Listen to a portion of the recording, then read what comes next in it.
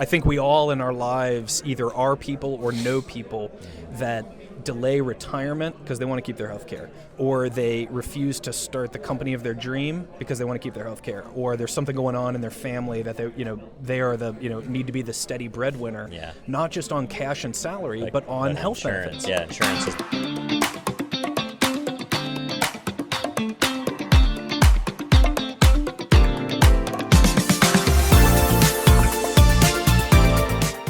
How's it going, everybody? Welcome to another edition of the Ad Podcast, coming to you from TechCon SoCal here in beautiful Austin, Texas.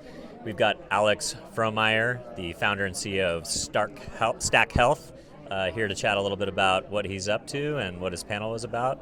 Alex, thanks for coming on, man. Thanks for having me. Appreciate it. Yeah, so tell me a little bit about your company, what brought you out to TechCon, and give me a little bit of background. Stack Health is brand new, actually. We're about 90 days old, Wow. but not my first company, so I'm a serial founder. Let's go. Both companies are venture-backed. Nice. My first business, which I started in 2012 and is still going today, doing a phenomenal in the market, is called Beam Benefits. We were one of the very early insurtech businesses. Oh, killer. So we do dental insurance and other Nice. employee benefits, all SMB focused. Kind of like Aflac style. Yes. Like we're like the modern Aflac. Yeah, like That's more the way of to like think a about it, yeah. technology-enabled Aflac. Okay, got it. And that business now serves 25,000 small businesses all Very over the cool. country, which is Congratulations. really cool. That's awesome. But I hired a new CEO about a year ago. He's doing incredibly well, and the company's doing great, but I felt called to a much higher mission in a Nice. very related market, which Okay. is in health insurance. Yeah, of course. So we are at the max pain moment, in my view, in health insurance today, yeah. especially for small businesses. Tell me about it. I'm always been a startup guy, and for the first time in my life, I'm just like, I'm not going to have health insurance. Oh, really? Yeah, I don't have Like, it. so starting this year? It's been a few years, I'd say now, but I've been doing like my own thing for about a year and a half. But my last company basically gave us a credit. So instead of having like small business employee healthcare, she basically said, hey, here's $1,500 and you do whatever you want. You can go buy it on Obamacare. You can go, see a chiropractor. You can, take vitamins. I don't care, but I'm just going to give it to you in cash, and then you decide what you want to do. And we were small enough. We were under 20 people in Nashville that, I don't know, maybe it was illegal. Who knows? No, it's very legal. Okay, yeah. And what you just described is exactly what I'm building. Wow. I'm productizing that experience. I love that. That's really cool. And so what Stack Health is doing is we envision healthcare as a stack. It's a stack of products. Yeah. At the base layer is insurance. Right, like just like catastrophe insurance. Exactly, because anything could happen to that's anyone really the at only any thing time. that I could think about is like massive accident or like major disease. Yeah, exactly. And I'm still screwed one way or the other. I'm just gambling right now, right? We seek to help people exactly in your situation to be able to have more resiliency and more comfort, because for most people, the insurance they need is for the unexpected, catastrophe level, unforeseen expenses. Yep.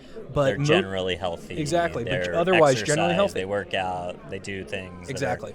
That are, And so if you look at the workforce is made up of tens of millions of people in their 20s, 30s, 40s. Many of us are generally healthy. We need very basic insurance coverage. But what we might like to stack on top of that are responsive to the things that we're interested in or we want to get better at.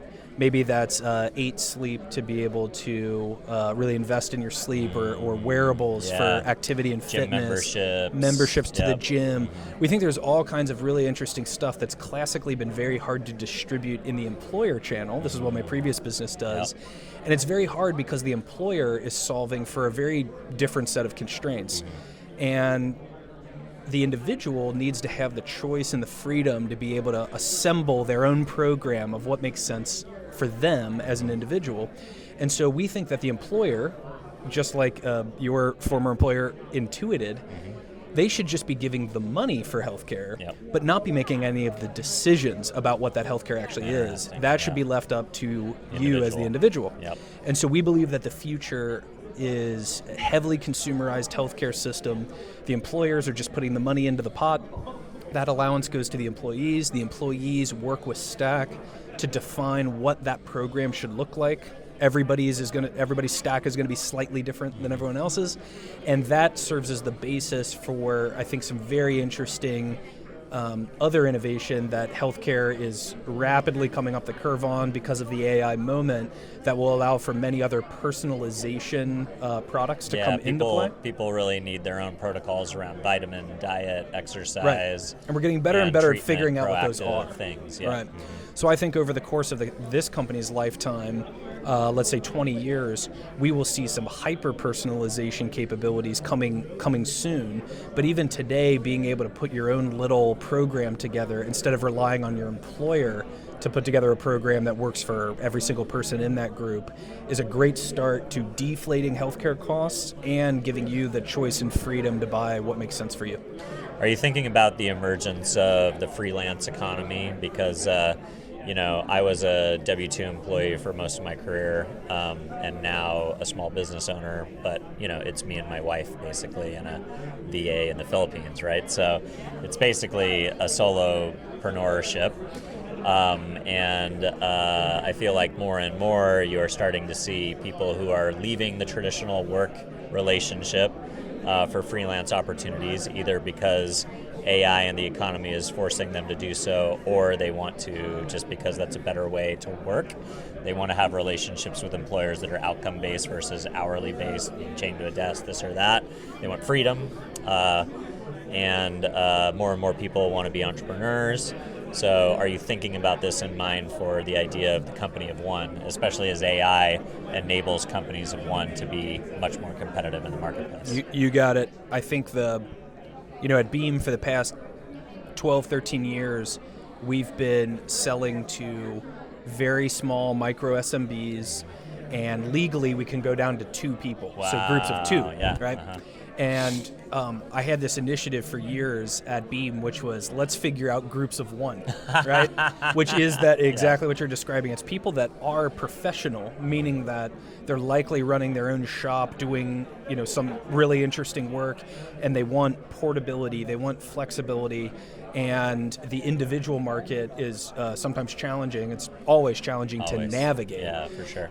And so we never quite got there at Beam because the regulatory infrastructure for individual is completely different than groups of 2 or more. It's wild. Which makes no sense. Doesn't, I mean, these are directionally similar it cohorts. should be based on the company, but company structure versus headcount, right? But in this coming consumerized world that Stack is building for, we're building stacks for individuals.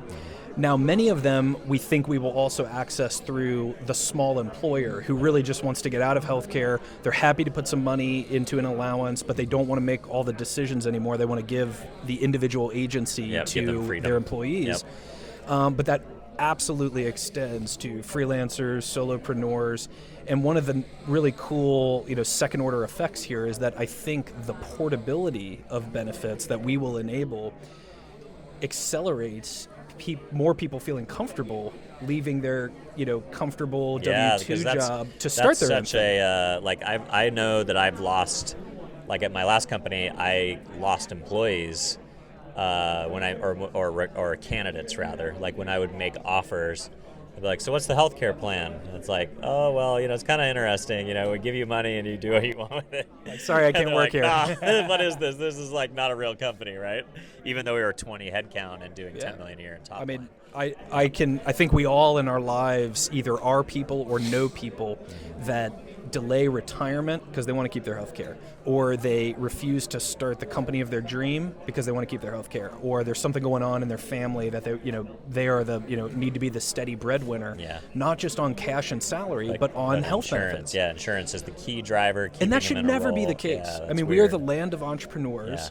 It's optimizing for a very bad it's not optimizing for the optimal relationship between an employee and an employer. That's for sure. It's almost like